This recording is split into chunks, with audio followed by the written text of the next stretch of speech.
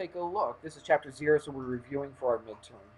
And this is the first test we had. Now, I will give you all this stuff. I'm not going to make you memorize all these things. Okay, so if I ask you a conversion, unit conversion thing, I'll give you all the stuff that you need. Okay, I'm not going to make you memorize those things. Let's make this a little bit bigger. Did that go bigger? Good. Let's try this again. There we go. All right, so let's take a look. Let's do a couple of these. I'm not going to sit here and do every single one of the problems. It's just we just don't have enough time to go through every single one, but I'll do a couple from there. Let's see. Which one you want to do? Let's do one metric and one regular. Let's do the first one. Which one, Brad? Not the first one? Okay. 2? All right. So 180. Oops, that's still a little too thick. Let's make this a little bit smaller. Let's go to half a point. There we go. So 180 grams. And we don't change it to kilograms. Remember what we do? We do these things called unit multipliers. There's all kinds of ways you can approach this problem. I found that this is the best way for me anyway, and I think for students too. I think it's a good way to do it. So what are we changing from? We're changing from grams to what? To kilograms. So watch, grams is on the top. I want grams to cancel out, so where am I going to put grams over here? On the bottom. And can I change it directly from grams to kilograms? Absolutely. Okay, so I can put kilograms up here. Do you remember the prefix?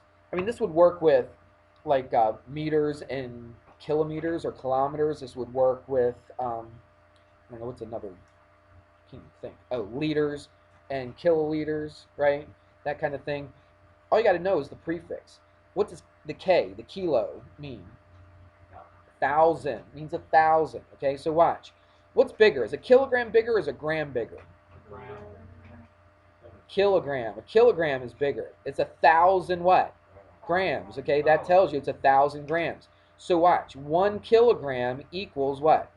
1,000 grams. Or you could go up here and you could use that. It's right there in front of you. Okay? Or you could just remember the prefixes. Now, how do we do this? Well, the grams cancel out. That's what we wanted to happen, isn't it?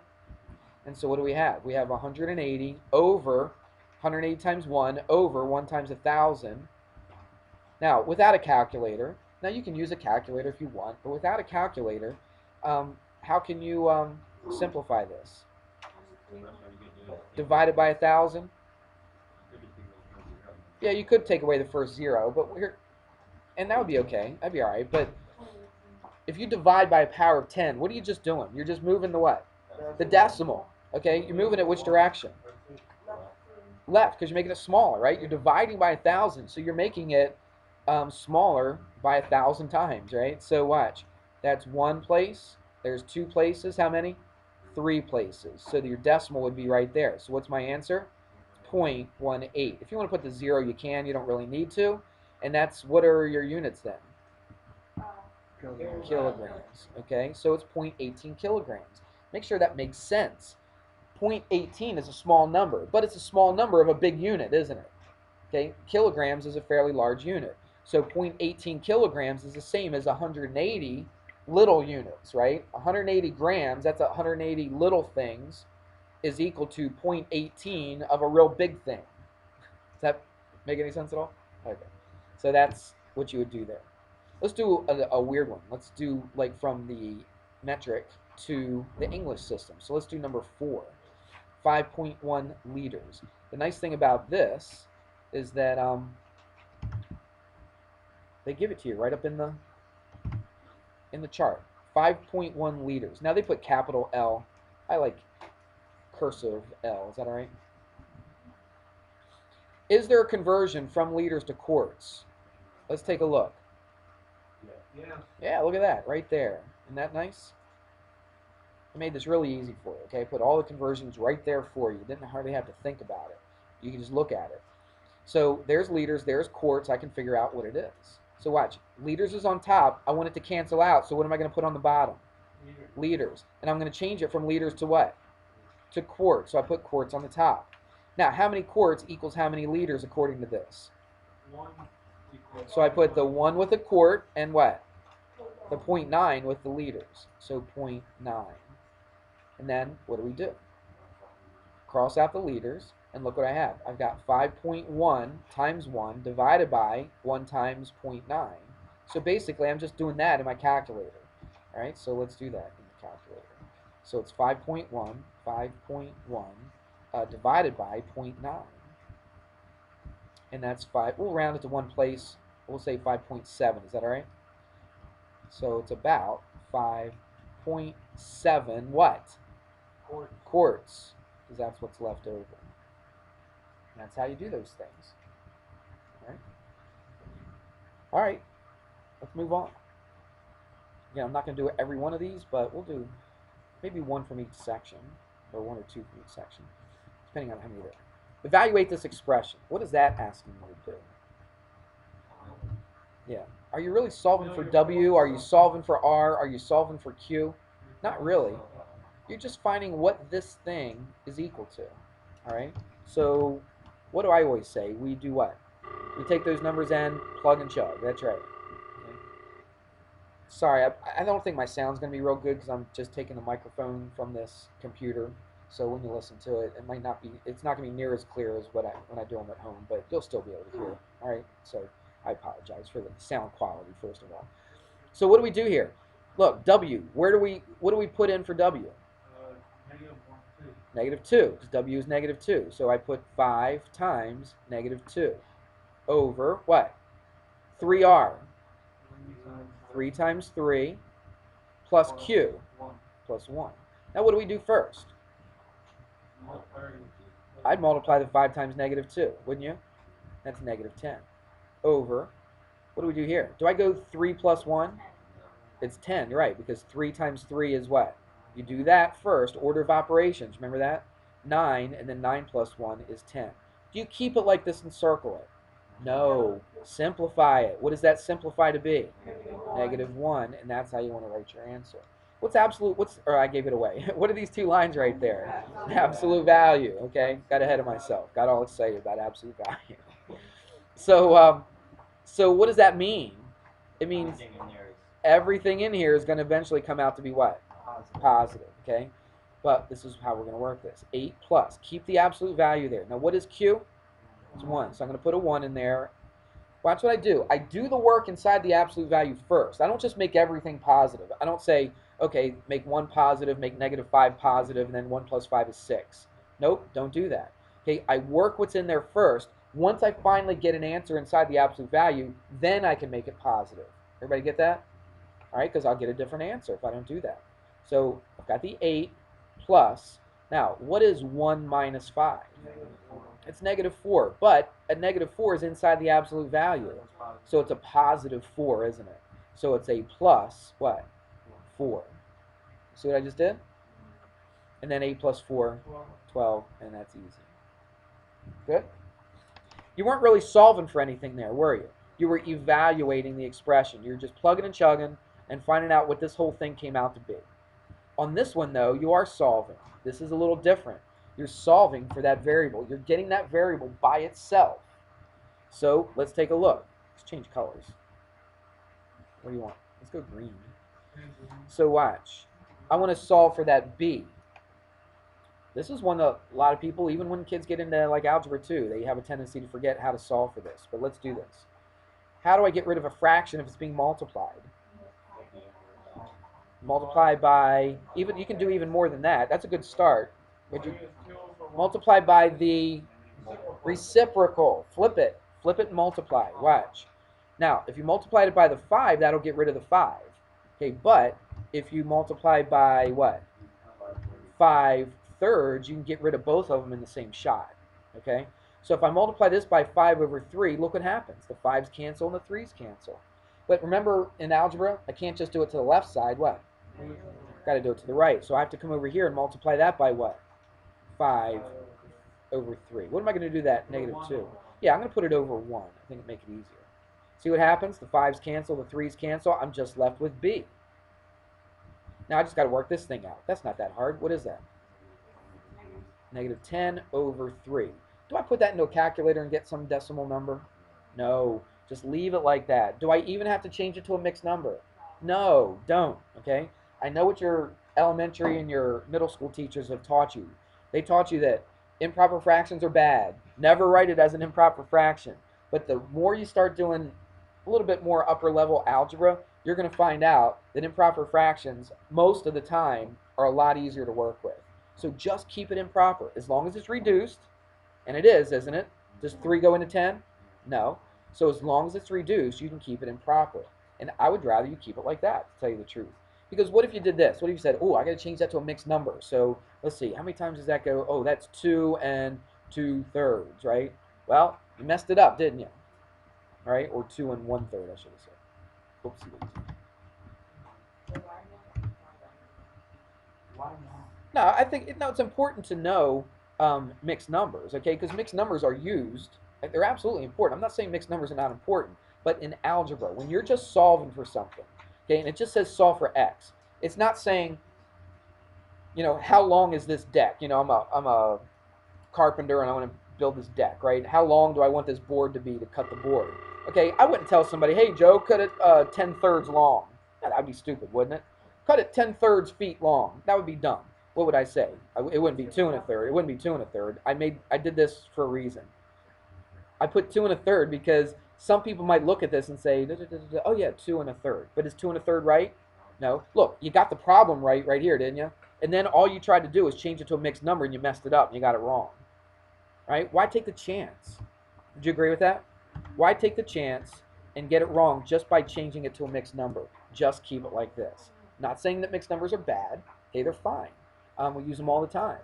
But in algebra, most of the time, it's better just to keep it improper because you're going to be working with a lot of improper fractions in algebra. Okay? So I'm just trying to get you used to that. Okay? Don't be afraid of improper fractions. They're fine. They're okay. You good with that? All right. I'll let you do 8 on your own. That's kind of easy. We've been doing that kind of stuff a lot in geometry anyway. Let's do an inequality. Let's do this one. Let's do number 10. So first thing we're going to do is we want to get z by itself. Now, it's an inequality. How do you know it's an inequality, not just an equality? What's the thingy? Yeah, it's this thing. Well, this thing actually means it's or equal. What is this thingy right there? Less than. That's your inequality. That's your inequality. Right, this is less than or equal to. Now watch very carefully. You work these inequalities just like you would a regular equation, except for one thing. Remember, if you multiply or divide by a negative number, that's when you change it. That's right. Everything else you do exactly the same as you would if it was an equal sign, with one exception. If you multiply or divide by a negative number. So let's go through this. Subtract 15 from both sides. So I've got negative 2z is less than or equal. Do I change the sign now? I subtracted. Do I change it when I subtract? No. What's that? Negative 11? Okay. Now what do I have to do? I got to divide by negative 2. All right. So let me write this up here. I got to divide by a negative 2. What did I just say? If you divide by a negative number, you don't leave it. What do? You switch it. You change it. Exactly right. So z, not less than or greater than. What do? It's greater than. It's not less than or equal to. It's greater than or equal to, right? What's negative over negative? So get rid of the negatives and just make it 11 over 2. Does 2 go into 11? No. So we can just keep it like that. And that's how you want to write your answer. Now, if you wrote it 5.5, would that be wrong? Nope, it wouldn't be wrong. But I'm just giving you good suggestions here. Just keep it improper. It's perfectly fine to keep it like that. Let's keep moving. This is just graphing. We've done a lot of that since then. We haven't done a lot of this lately. Graphing straight lines. Is it pretty easy? If I recall from the test, I don't think it was that easy for some. Alright, just trying to get everything to fit here. Oh, why is that thing there? There we go. Oops. Oh, sorry. There we go.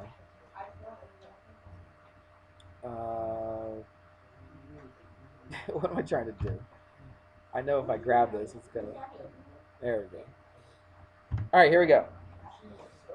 says graph and label the point. That's easy. I'm not going to worry about that. Let's do this stuff right here. Graph each linear equation. Let's go. Let's change to this blue.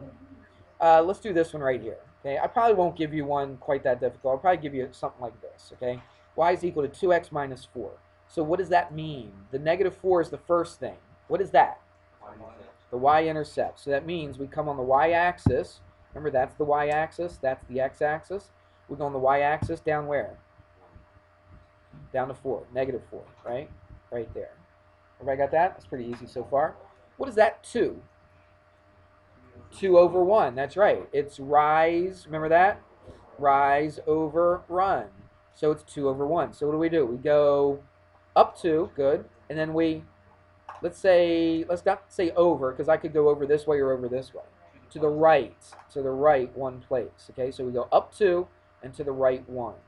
The little dot right there, and then what do we do to those two? Just connect them.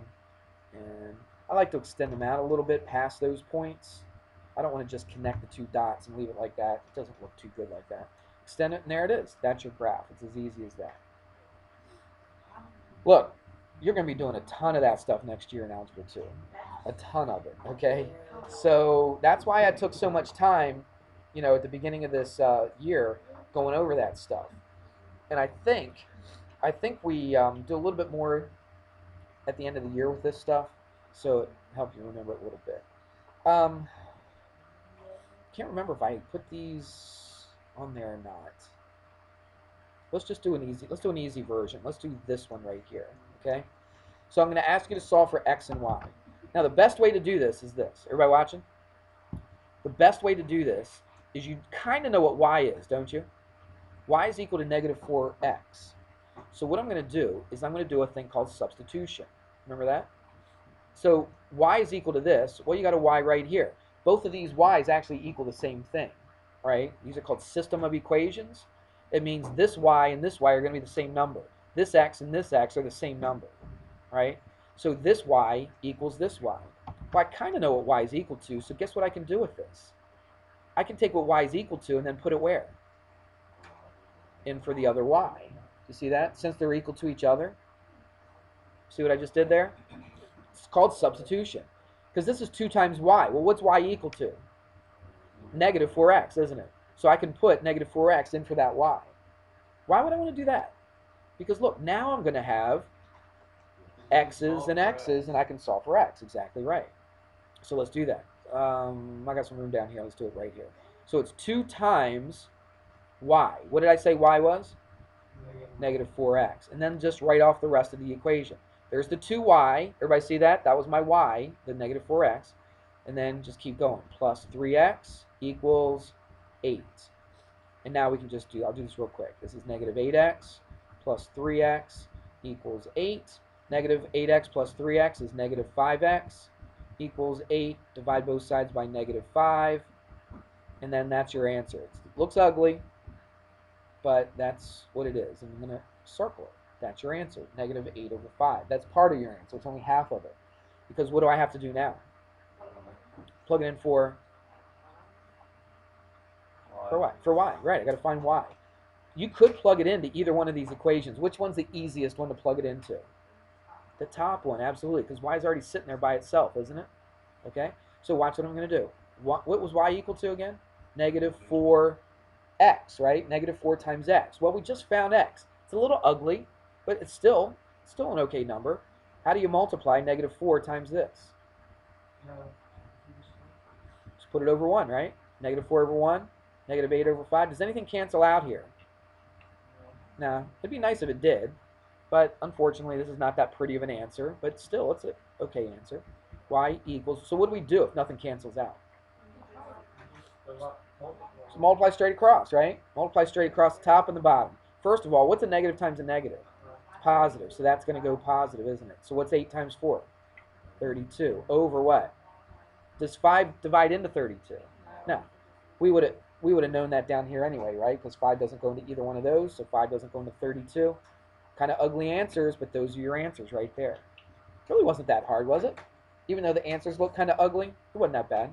Right? So you had a negative denominator, but then what you said what x equals? It doesn't matter. A good question. I think I know what you're saying. There's a negative down on the bottom. Does it make any difference whether the negative is here or, let's put it right here, or the negative is here or the negative is smack in the middle? It's the exact same thing because a positive divided by a negative is a negative. Doesn't matter if the bigger one's negative or positive, that makes no difference, okay? So you're right. I did divide by a -5 and I kind of put it in the middle there, and that's perfectly fine. I'm allowed to do that. And up here, look, I went from the bottom to the middle to the top, right? So I actually did it all three ways. But it kind of makes sense, right? When I write it, I kind of like it in the middle. It just looks a little prettier that way. When I'm multiplying it by something, I like to have it on the top. I think it's a little easier that way. Okay, Luke? Can you do number 15? Yeah. Okay. Well, when you're graphing, let me get a little graph thing going here. I'll just do it right here. It's all kind of crammed in everywhere, but I think you're all right with that. Oops. Okay, let's take a look. When it says x equals -3, that means here's the x-axis, correct? What I'm going to do is I'm going to go -3 on the x-axis. 1, 2, 3. Put a dot here. Now, what kind of a line is x equals something? It's a vertical line. It's up and down. Remember the story about me rappelling, right, and almost falling down on my head and all that kind of stuff? Remember that story? Well, you didn't watch the video then, because it was a very interesting story. It was very fun. All right, so that's what it would be. So when it's x equals and there's no y in it at all, it's just x equals a number, you go on that axis to that number and you put a vertical line. What if it said y equals something? You go on the y-axis, okay, to that number, and what kind of a line are you going to have? Horizontal line. Right, you're going to have a horizontal line this way. All right? Does that make sense? So this right here would be y equals 3. This one right here would be x equals -3. And that's what you're saying? That's it. That's all you had to do. Yeah. We got like 1 more minute. Let's do one of these problems right here real quick. Let's do the 80. Okay, watch. Square root of 80. What I'm going to do is I'm going to break it down into as far as I can go. Okay, 8 times 10, that works, doesn't it? Let's break that down a little bit further. Let's take 8 and break that down. What's that? 2 times 4? 8.9. And then 10 is just 2 times 5, isn't it? Now watch what I'm doing. I'm taking the square root of all this stuff, aren't I? What can I take the square root of? I can take the square root of 4. What's the square root of 4? It's just a plain old 2. Don't say 2 times 2. Because the question is, what is the square root of 4? It's just 2. It's not 2 times 2. Okay, it's just the whole number 2. I'm done with that. Look, I got another 4 in there, don't I? Oh. Do you see how I have that 2 times 2? That's also a 4. What's the square root of 4? So that goes away, and it becomes another 2 out here. Follow me on that? What's left inside of here?